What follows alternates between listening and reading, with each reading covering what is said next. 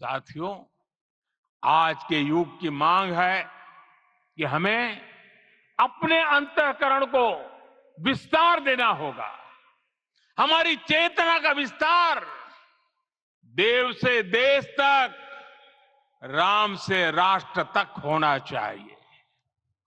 हनुमान जी की भक्ति, हनुमान जी की सेवा, हनुमान जी का समर्पण, ये ऐसे गुण हैं जिन्हें हमें बाहर नहीं खोजना पड़ता।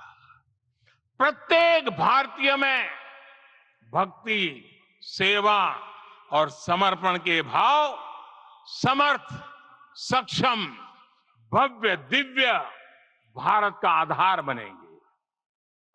और यही तो है देव से देश और राम से राष्ट्र की चेतना का विस्तार।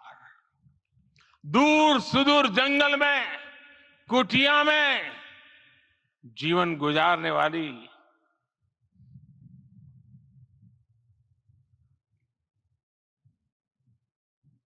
मेरी आदिवासी मां शबरी का ध्यान आते ही अप्रतिम विश्वास जागृत होता है।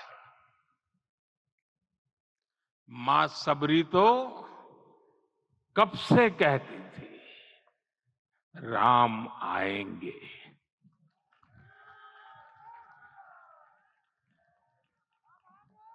प्रत्येक भारतीय में जन्मा यही विश्वास समर्थ, सक्षम, भव्य भारत का आधार बनेगा।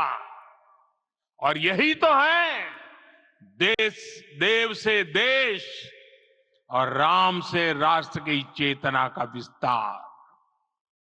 हम सब जानते हैं कि निषाद राज की मित्रता सभी बंधनों से परे है।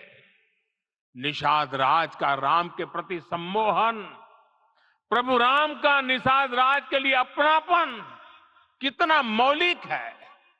सब अपने हैं, सभी समान है।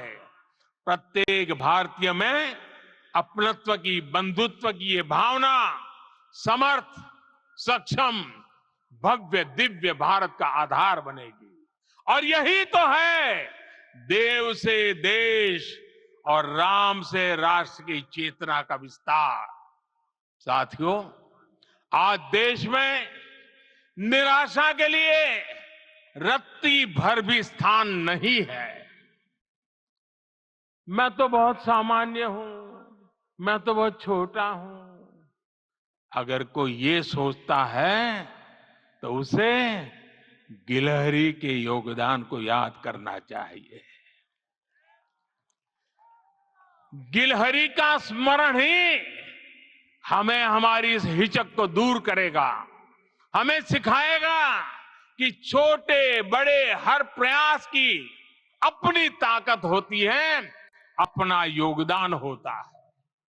और सबके प्रयास की यही भावना समर्थ, सक्षम, भव्य, दिव्य भारत का आधार बनेगी।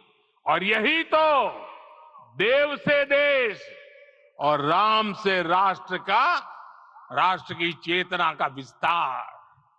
साथियों, लंकापति रावण प्रकांड ज्ञानी थे, अपार शक्ति के धनी थे, लेकिन जटायु जी की मूल्य निष्ठा देखिए। वे महाबली रावण से भिड़ गए। उन्हें भी पता था कि वो रावण को परास्त नहीं कर पाएंगे, लेकिन फिर भी उन्होंने रावण को चुनौती दी। कर्तव्य की यही पराकाष्ठा समर्थ, सक्षम, भव्य, दिव्य भारत का आधार है। और यही तो है देव से देश और राम से राष्ट्र की चेतना का विस्तार।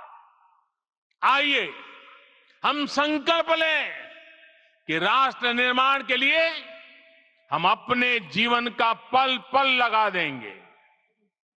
राम काज से राष्ट्र काज, समय का पल पल, शरीर का कण कण राम समर्पण को राष्ट्र समर्पण के ध्येय से जोड़ देंगे। मेरे देशवासियों, प्रभु श्री राम की हमारी पूजा विशेष होनी चाहिए। ये पूजा स्व से ऊपर उठ करके समष्टि के लिए होनी चाहिए। ये पूजा अहम से उठकर वयम के लिए होनी चाहिए। प्रभु को जो भोग चढ़ेगा वो विकसित भारत के लिए हमारे परिश्रम की पराकाष्ठा का प्रसाद भी होगा। हमें नित्य पराक्रम, पुरुषार्थ, समर्पण का प्रसाद प्रभु राम को चढ़ाना होगा। इनसे नित्य प्रभु राम की पूजा करनी होगी, तब हम भारत को वैभवशाली और विकसित बना पाएंगे। मेरे प्यारे देशवासियों, ये भारत के विकास का अमृत काल है। आज भारत युवा शक्ति की पूंजी से भरा हुआ है, ऊर्जा से भरा हुआ है। ऐसी सकारात्मक परिस्थितियां फिर न जाने कितने समय बाद बनेगी। हमें अब चूकना नहीं है, हमें अब बैठना नहीं है। मैं अपने देश के युवाओं से कहूंगा, आपके सामने हजारों वर्ष की परंपरा की प्रेरणा है।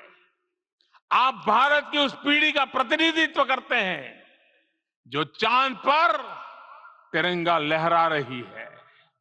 वो 15 लाख किलोमीटर की यात्रा करके सूर्य के पास जाकर मिशन आदित्य को सफल बना रही है। जो आसमान में तेजस और सागर में विक्रांत का परचम लहरा रही है। अपनी विरासत पर गर्व करते हुए आपको भारत का नव प्रभात लिखना है। परंपरा की पवित्रता और आधुनिकता की अनंतता दोनों ही पथ पर चलते हुए भारत समृद्धि के लक्ष्य तक पहुंचेगा। मेरे साथियों, आने वाला समय अब सफलता का है। आने वाला समय अब सिद्धि का है। ये भव्य राम मंदिर साक्षी बनेगा भारत के उत्कर्ष का, भारत के उदय का। ये भव्य राम मंदिर साक्षी बनेगा भव्य भारत के अभ्युदय का, विकसित भारत का। ये मंदिर सिखाता है कि अगर लक्ष्य सत्य प्रमाणित हो, अगर लक्ष्य सामूहिकता और संगठित शक्ति से जन्मा हो, तब उस लक्ष्य को प्राप्त करना असंभव नहीं है। ये भारत का समय है और भारत अब आगे बढ़ने वाला है। शताब्दियों की प्रतीक्षा के बाद हम यहां पहुंचे हैं। हम सब ने इस युग का, इस कालखंड का इंतजार किया है। अब हम रुकेंगे नहीं, हम विकास की ऊंचाई पर जाकर ही रहेंगे। इसी भाव के साथ रामलला के चरणों में प्रणाम करते हुए आप सभी को बहुत बहुत शुभकामनाएं। सभी संतों के चरणों में मेरे प्रणाम।